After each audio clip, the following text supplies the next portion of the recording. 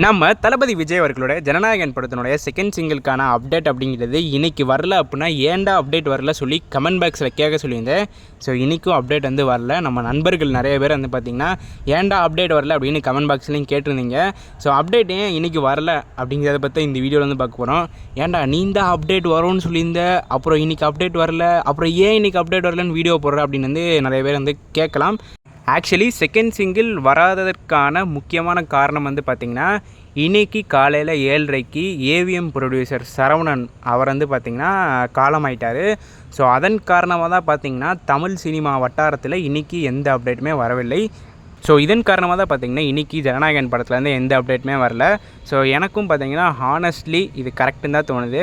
ஏன்னா இந்த மாதிரி ஒரு பெரிய மனிதருக்கு நீங்கள் கொடுக்குற மரியாதை இதுதான் நான் வந்து சொல்லியாகணும். ஏன்னா நம்ம ஏவிஎம் சரவணன் அவர்கள் தமிழ் சினிமா இண்டஸ்ட்ரி வளர்ந்ததற்கு ஒரு முக்கியமான நபராக வந்து திகழ்கிறாரு.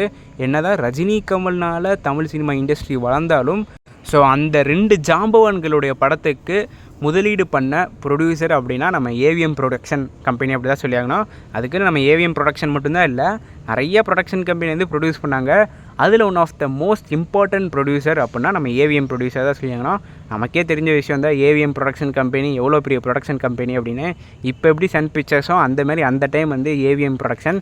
ஸோ அப்படி இருக்கையில் இவ்வளோ பெரிய மனிதர் காலமான காரணத்தினால இன்றைக்கி தேதிக்கு அப்டேட் கொடுத்து நம்ம கொண்டாடக்கூடாது அப்படிங்கிறத ஒரு நாகரிகமான விஷயமாக நான் வந்து பார்க்குறேன்.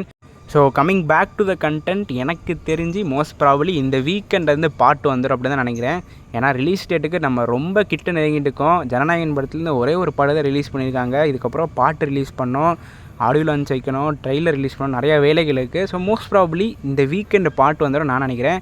இந்த வீடியோவில் தான் இந்த வீடியோ இதோட நான் முடிச்சுக்கிறேன். அடுத்த வீடியோவில் சந்திக்கும் வரை நான் உங்கள் NK. நன்றி, வணக்கம்.